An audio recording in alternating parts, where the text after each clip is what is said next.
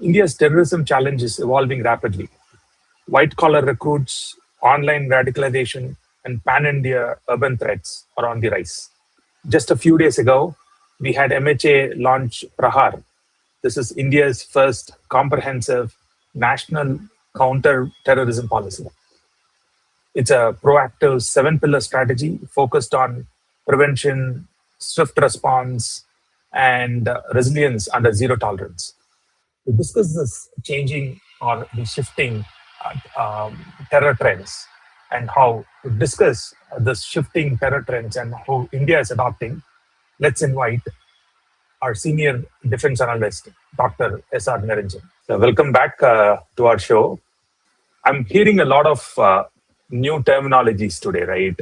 Now, I've heard white collar used in so many other domains previously, but what is this new white collar terror module that we're seeing?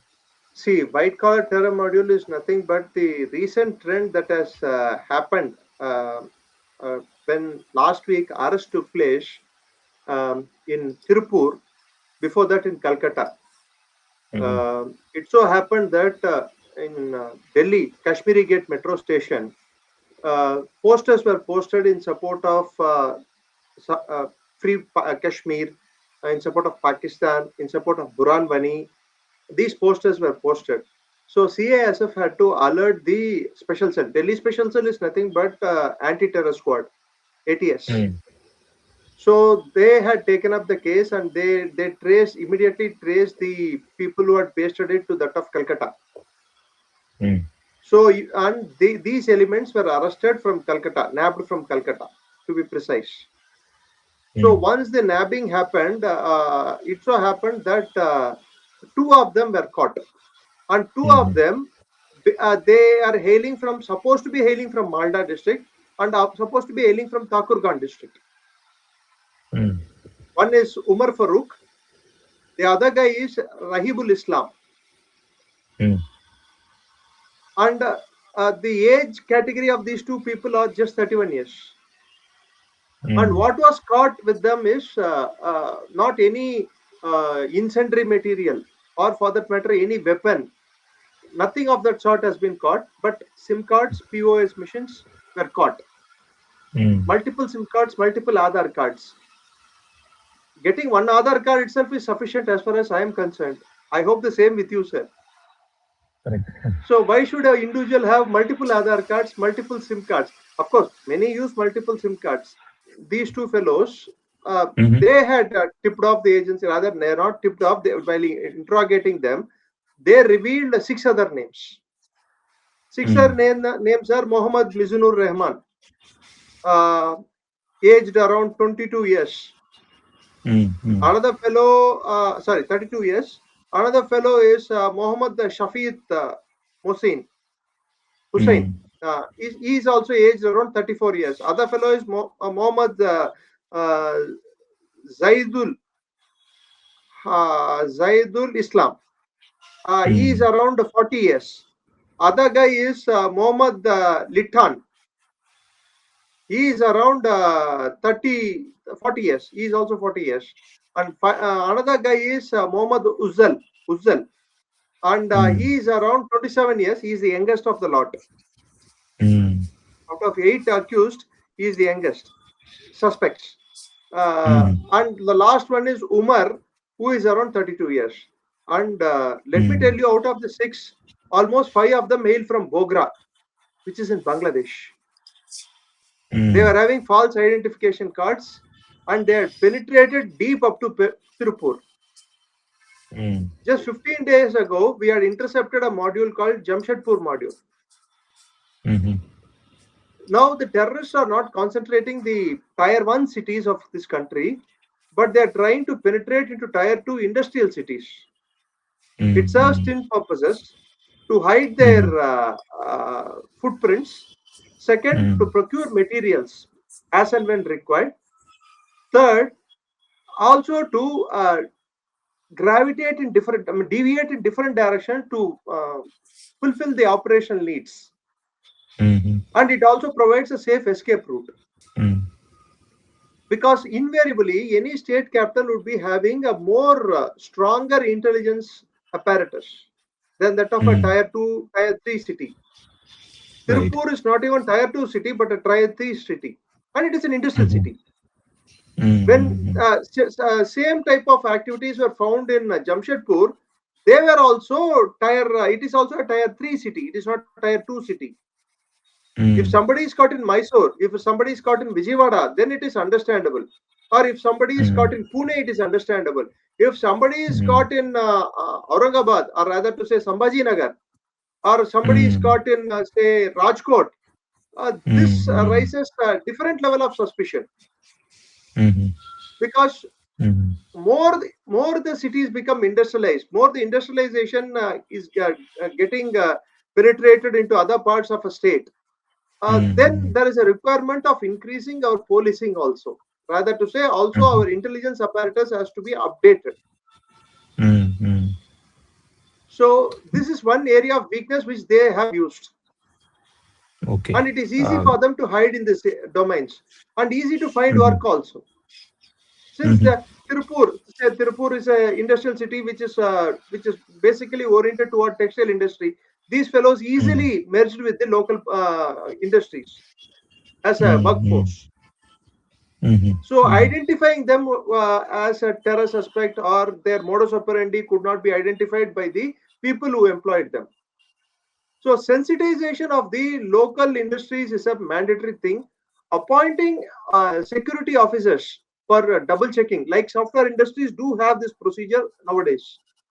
I think every industry must have someone with knowledge of security to be appointed as security officer to double check any tier of employee, grade 1, grade 2, grade 3, whatever may be the employee's work is, they must be double checked. A small sabotage can lead to a major disaster. Okay. Yeah, that brings up another question here, right? So is this is the use of the Bangladeshi nationals, right, in modules operating in, say, South and Eastern India, is this a tactical shift by Pakistan-based groups? Of course, and the tactical shift has happened in such a way that I must also tell you other names. The handler was none other than by name 𝗙𝗵𝗹 𝗔𝗱𝗀. He's by name Lone, it is Kashmiri. So this fellow had based himself in Bangladesh. And the 𝗙𝗵𝗹 Lone has direct contacts with that of LET. He's not a passive asset, but an active asset. And the height of all, what I cannot say it is a comedy, height of all failures is that he had a house rented in Calcutta. And he was shifting between Bangladesh and Calcutta quite often, hoodwinking the all police and security establishment in West Bengal. Malda, Murshidabad, 24 Pargana, Siliguri, for that matter, Diamond Harbour area, these are all active areas where the entire populace, at least you can find 30% to 20% Bangladeshis. For political compulsions, the dispensation over there is also allowing this to happen. And they are accentuating the crisis more. As long as things don't happen in West Bengal, they feel that if it has happened in elsewhere of the country, they don't bother. That is the attitude shown by the government, which I think is not the right way of approach. And all the arrested elements, one thing common was multiple SIM cards, posters in their rooms, and multiple cell phone devices and POS machines. Using one Aadhaar card, you can get four SIM cards from different telephonic, mobile companies. Say, for example, you can get one from Airtel, one from Jio, one from Vodafone. Who knows? Even BSNL also. Right. Or you can get two from any company. There is no restriction in this country. And it is high time that we move towards electronic SIM. eSIMs. Since it is physical SIM, they are able to morph the SIMs also. Duplicate the SIMs. Because ELINT, electronic intelligence, is something that requires a deeper insight and a deeper level of penetration. now the modus operandi adopted from Eastern Fulcrum. I call Bangladesh as Eastern Fulcrum of terror because the Western Fulcrum happens to be Pakistan. Western Fulcrum has dried up. They can't send the elements into hinterland of India. Of course, they are able to send them across Kashmir, no doubt. But sending them into hinterland is becoming quite difficult. It is getting intercepted or negated. Even sometimes eliminated through different means. Some of the means are supposed to be the unknown gunman strategy that Indian government is adopting or supposed to adopt.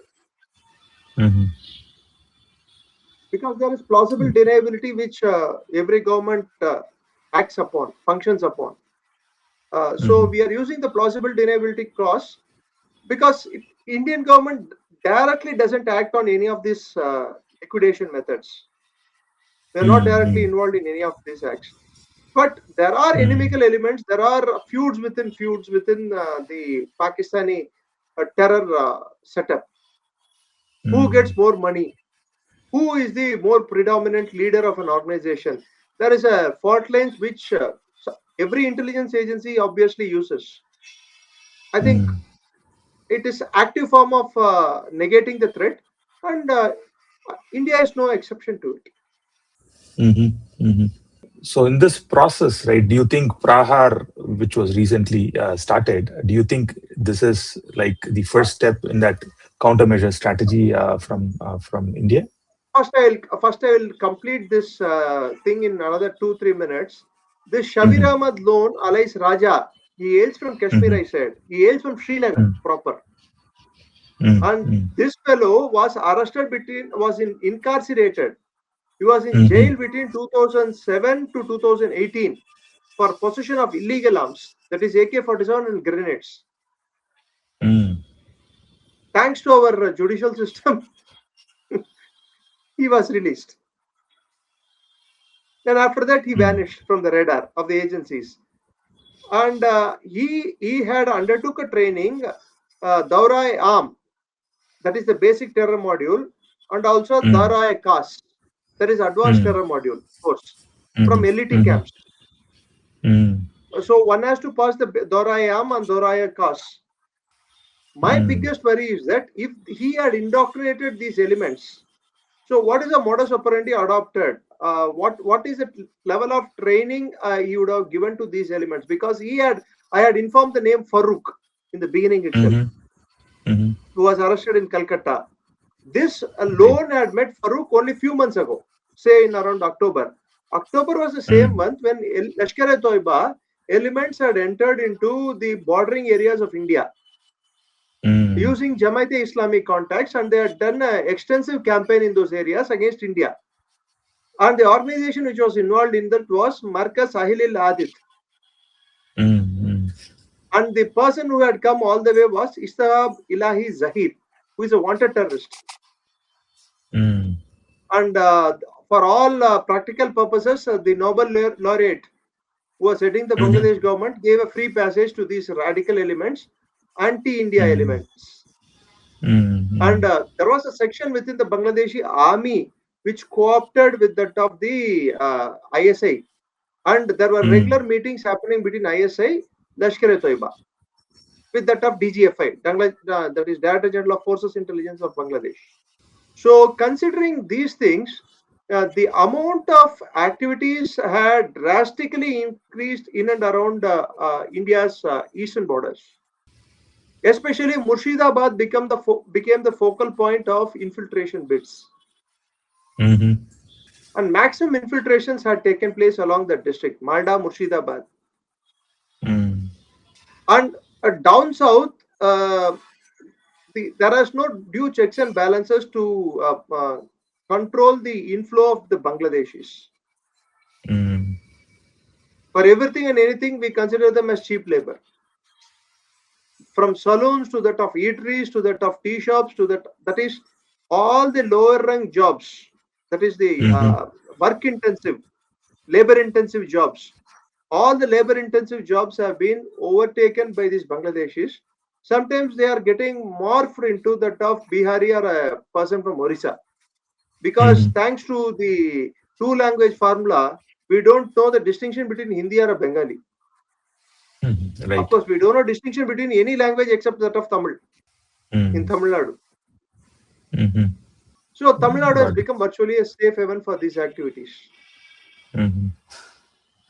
But why they are not able to do so in, say, for matter Kerala? Of course, Hyderabad is a hub. It is for all practical purposes. Hyderabad is not a hub from today. It was a hub since partition for separatist tendencies. So this Farooq, he had shepherded this entire organization. He had kept the flock together. He had tried to involve them in a particular type of attack. The type of attack which I am predicting would be something like two individuals splitting apart and trying to attack any railway station, any crowded area, if they had procured any weapon. Because the nature of why I am suspecting whether it is fully an LUT module or not is for obvious reason that LUT does not specialize in IEDs.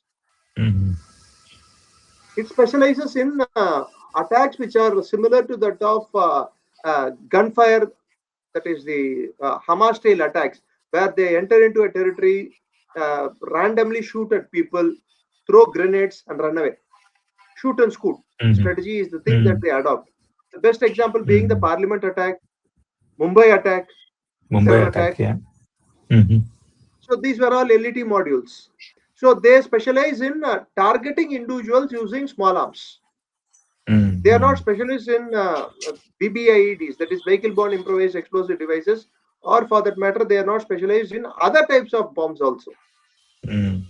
So I don't think they would have tried for this purpose. So they were waiting for something exceptional to come to their hands. So this Umar Farooq in December 2025 had directed Shabir, the other accused, to conduct reconnaissance of important places in India, which includes Delhi,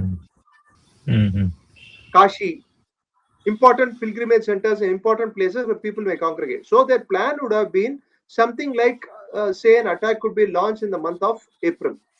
So they are in a hibernation period, doing recce work.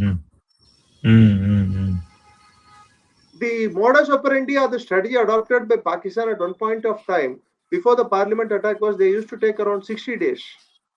Enter into India, do the recce work, finally conduct the operation. But post Parliament attack, intelligence agencies had upped the ante. So they became more vigilant. So the nesting period, that is the hibernation period, became very minimal for them. So the window available was anywhere between maximum 15 days to 7 days. And the chances of they escaping became limited. And another big problem that came into limelight was they started using the local elements for gathering reconnaissance. And they also started using local elements for procurement also. So procurement will be done locally, reconnaissance will be done locally. These people will come, they will come in different directions. So the local module will not know for what purpose they came. They will just deliver the equipment or weapon, whatever it might be. And the same way, the recce people will give the map, etc., and they vanish. Their work is done. These people will conduct the operation. If they are killed in the process, so be it. If they are caught in the process, so be it. If they escape, then it is headache for the agencies. So by doing so, if the elements are caught in the second stage during recce work itself, the Pakistan can use the clause of plausible deniability. We were not involved in it. It is Indian nationals who were involved in it. And that's something that they have been doing for a long, long time. Now, the Aadhaar cards, presence of Aadhaar cards is a symptomatic sign that even Bangladesh can deny it. Correct, Indians, yeah. So this is a worrying sign for us. And the details of the activities are there. They have done several activities. Shabir Ahmad Loan, this Umar Farooq, Rabibul Islam, all these fellows had congregated at different points of time. They were involved in a case in Calcutta for posting posters in support of the banned outfits. In fact, this Bangladeshi, there was another national who was an accomplice called 𝗙𝗵𝗿. He's a Bangladeshi national who is now in a different country altogether, but coordinating with these fellows. And suddenly he had emerged from the hideout to help these fellows to procure certain things. So this 𝗙𝗵𝗿 was also responsible for providing details of the Tamil Nadu group of LET to Shabir Ahmad Loan and Umar Farooq. So this Umar Farooq and Loan did not have inkling about this module because each module functions in a silo. So the joint, the networking part was done by the 𝗙𝗵𝗿 fellow. So one module will be activated, sir. It will be in hibernation. Another module will be activated. It will be in hibernation. When there is an activity needs to be done, then they will get activated. That is the standard modus operandi of any plan of action which is done by these groups. So the propaganda material, other things is the beginning of the strategy. So we call it as a 5-stage operation, which will be usually done. The 5-stage operation, I can send you the photos of the elements also. I had gathered the information. So I can send you the photos for your purpose, which you can, while presenting while interview is broadcasted, you can just add the photos. Of course, their full faces are not revealed because for all practical purpose during investigation, faces will not be revealed by the agencies. So the first part is ideological grooming. So ideological grooming has already been done. I had given you the example. It is done also through different digital platforms also. The ISIS module, the Al-Qaeda module, it is done. Dark web is very active. So India needs to up the ante. That's why Home Ministry had cited the 𝗙𝗵𝗃 to prevent cyber-related threats, cyber-related indoctrination methods. Second stage is propaganda action. Propaganda action means the posters, for what purpose they are going to act. So I think the agencies were able to catch hold of them at the third level itself. Hence you can propaganda material, SIM cards, POS machines and cell phones. If they had reached the fourth stage of logistical support, things would have been different. So these are the 5 stages for operations. So the intelligence agencies had acted in a very tactical manner, in a rapid way, and they had tried to caught hold of this cell. And who knows how many cells have been activated from across the border from the eastern side. So this is a bigger worry for us. So we are not trying to see a 3-front war, I mean 2-front war. We are going to witness a 3-front attacks. Bangladesh being considered as an active front. And another important development that I would like to inform the viewers is that the DGFI director has been changed by the PNP government, because we had flagged that the earlier DGFI, that is Director General of Forces Intelligence of Bangladesh, the director was not right and he was not doing things which is in favor, or rather to say which will benefit the India and Bangladeshi interest. All his actions were counterproductive and counterintuitive to the goodwill which both countries share. And it was done with the tacit approval of Muhammad Yunus and certain elements of his own Chamcha party, or rather to say his hand-picked handmaidens of the so-called revolution. Like this fellow, Nahid Islam, Hussein, another fellow, one Hussein was there, that fellow. They have won the elections also in Bangladesh. But for them, the biggest worry is the brute majority the Tariq Rahman had got. And Tariq Rahman had gone for a major rehaul of the Bangladeshi army. He had changed almost all the PSOs and important divisional commanders, and including that of the DGFI chief. And he was not happy about the coordination between Pakistani intelligence and that of DGFI. Of course, at one point of time during his mother's tenure, I'm talking about 2001 to 2006 period. There was a period. It was a period in which both the agencies, DGFI and that of ISI, had a strong rapport. That's why you could see many arms all being caught inside Bihar, inside Assam. Many activities happened in Assam. Many bomb blasts happened in Assam. All these things happened during that time frame. But now, for better, Tariq Rahman is trying to change his strategy. He feels that alienating India, rather to say trying to target, play into as a handmaiden of Pakistan, will be counterproductive for Bangladesh's own self-interest. Because he needs to consolidate. His prime opponents are Jamaat-e-Islami. Jamaat-e-Islami is an extension of Pakistan ISI. Right. So they can ill afford to take the support of Jamaat-e-Islami, ill afford to dance to the tunes of Jamaat-e-Islami, which they did earlier. So for all practical purposes, they have to show a friendly attitude towards India. Hence, they have to cooperate with India. At internal level, we have introduced, now I am coming to what is the strategy that we are adopting. I have taken this much long because this is not a small module which has been busted by our agencies. Right. So the present strategy is policy for response against hostile activities and radicalism. Prahar, to put it in simple. That is policy response PR against H hostile, A activities. Another A stands for and, R stands for radicalism.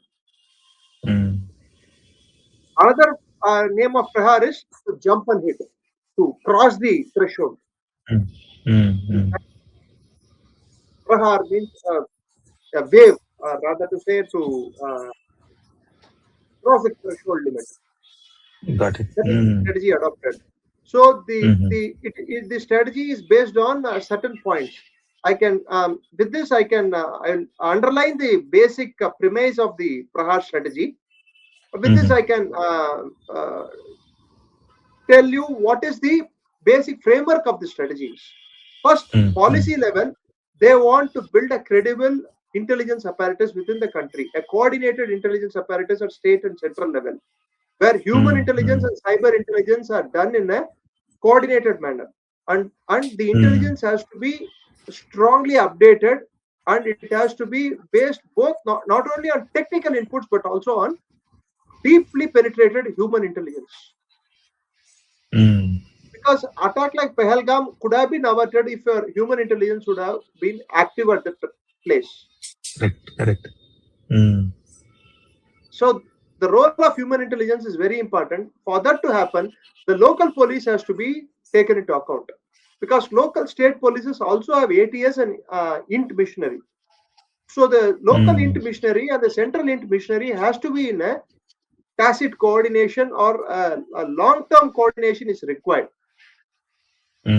Every state has a, for that matter, the entire country, state and central agencies do have a coordination meetings. It is not that they don't coordinate. They don't work in silos. But sometimes the intelligence sharing becomes lethargic.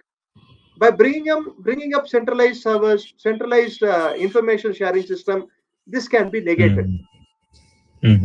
That's what Home Ministry is trying. So that is a first policy change they are adopting. Second is the response. So for the response, the local police will be made as the first responder. They will be given all the tactical gadgets, like every state police will have its own SWAT team, like what US has. And every state will have its own NSG hub. Because NSG will become the second responder. If the scale of the attack is very strong, and it has a wider ramification for the security of the state. So NSG being a premier institution for combating terror as well as kidnapping, hostage taking, all these activities, even hijacking. So NSG will be used for combating this threat. So each state will have its own NSG hub. This will be the R part of the Prahar strategy. And next comes the aggregation strategy to create synergy and resources for various agencies, building common physical and technical infrastructure in all states. Because many states, sometimes the infrastructure facility available is lacking. We consider that state as a peaceful state. For a country which is developing so rapidly, no state is peaceful. No threat is small. So we need to have designated centers, designated hubs, designated regional level. That is, within a state, there will be different regions. Regional level hubs have to be created. They need to be digitally connected. Proper infrastructure, proper vehicles, bulletproof jackets, proper weapons, or tactical gadgets. Everything has to be provided. And the center will take this as a mandatory reform. And they are not trying to put the onus on the states. The center will directly fund it, because invariably many states say we don't have funds, but they have funds for all other purposes, but except for that of protecting its own citizens. Yeah, unfortunate. And finally, next comes next comes the part of human rights and law. We need to follow the rule of law in the country. We are not Timbuktu, or for that matter, we are not Afghanistan or Pakistan or Bangladesh. We can't allow mob lynchings to take place if somebody is suspected of terror. Then it allows that type of activities to be prolonged in many parts of the country, and it will allow the breakdown of law and order machinery in the entire country. And due process of law has to be done. For example, 𝗙𝗵𝗋 𝗔𝗀𝗀 guru. In many cases, we have proceeded with following the due process of law. Right. Unless and until we give them all the avenues and they exhaust all the avenues before the final judgment is delivered, then in the world community, the country will not be shown in the good light. Yes, of course, it is a time delaying process. It will take its own sweet time. The government will be subjected to criticism, but what to do? In a democratic society, we have to follow the norms, sir. Maybe we can speeden up the time frame of the cases, but the avenues should not be reduced. Say the trial court, high court, Supreme Court, multiple petitions, the time frame can be reduced, but we cannot say that we will deny you the opportunity, like Pakistan does. Even for civilians, they do a trial in military courts, which is not a standard procedure in a civilized state. Or we cannot have a US-like approach of sending people to Guantanamo Bay and torturing them. Right. Because we have a population minority segment which is significant in number. And there will be a minuscule section of the elements who will be involved in these activities for various purposes. So these people should not, the way we approach these problems should not become the rallying point of further radicalization. So the law has to be informed not only by word but by deed. Has been enforced not only by word but by deed. Law has to be enforced in a proper way. Sometimes it is only in words. We don't follow it by deeds.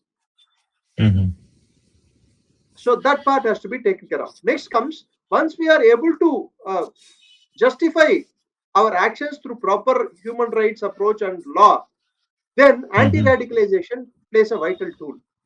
Why the youth are getting radicalized? Is it because of poverty? Is it because of other lures? Is it because of some other things? Sometimes money plays its part. Sometimes the religion plays its part. Sometimes the victimhood tendency that they have, it plays its part. So we need to bring along community leaders from the other community also. There are dime a dozen people who are in favor of anti-radicalization.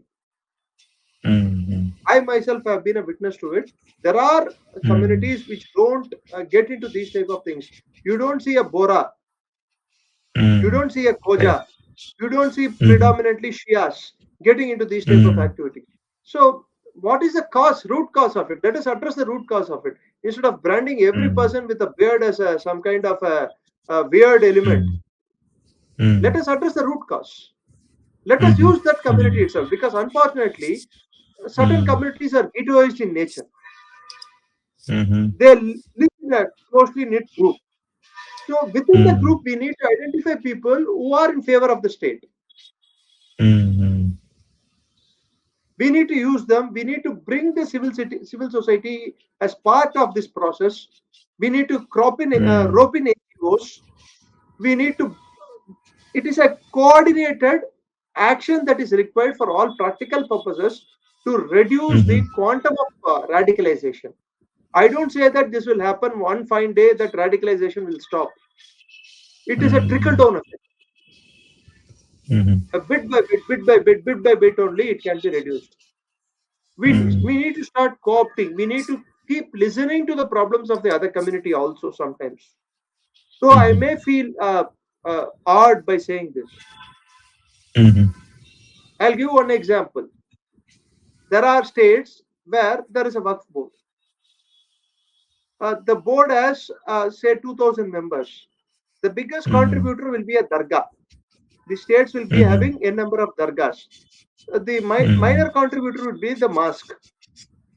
But the number of people who are from the mosque is invariably larger. The voting, that is those who vote for the Waqf members, Waqf board elections. The nominees from the mosque will be outnumbered. There will be the dargahs will be outnumbered by the mosque elements. So what happens is that mosques have a larger say. Invariably, the mosques are the proper breeding ground for these type of radical elements. Because the flow of foreign funds for establishing such mosques are maximum.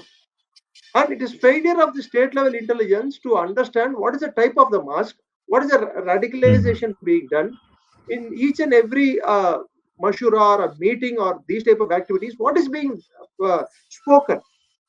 Nobody bothers. And the number of dargahs, because each dargah has large properties, dargahs being overrun and taken over by radical, there is a fault line within the community, sir. Unless and until we address those fault lines by understanding what is the shortcomings in the community or what is the problem in the community, we can't say that we have addressed the problem in totality. Right. So go to the root of the problem. It is like five blind men trying to figure how an elephant looks. There should not be a strategy. So the government has introduced this anti-radicalization as it is something like accentuating the our strategy. That is, our efforts has to be globally appreciated and globally approved, and we need to have a coordinated action. For example, Bangladesh, it is a third country operation that Pakistan is doing, so we require the support of Bangladesh also. Sometimes it can happen from any other country, so we need to have a good friendly relations from across the board and proper intelligence networking with different countries. That's why the Indian government shows a lot of interest in having some kind of a working strategy with other country intelligence community. There must be a security dialogue. It can be based on external threats. It can be based on internal threats also. That's why National Security Advisor plays a pivotal role. Intelligence sharing is a primary tool for combating any kind of a threat. So this comes, so the alignment of international policies, next A. As anti-radicalization is another A, alignment of international A for alignment of international policy is the next A. Finally, resilience and recovery. Any terror attack, there will be victims. Right. We must not forget the victims. And the state is there to safeguard their interest. Physically, mentally, we must provide all support required.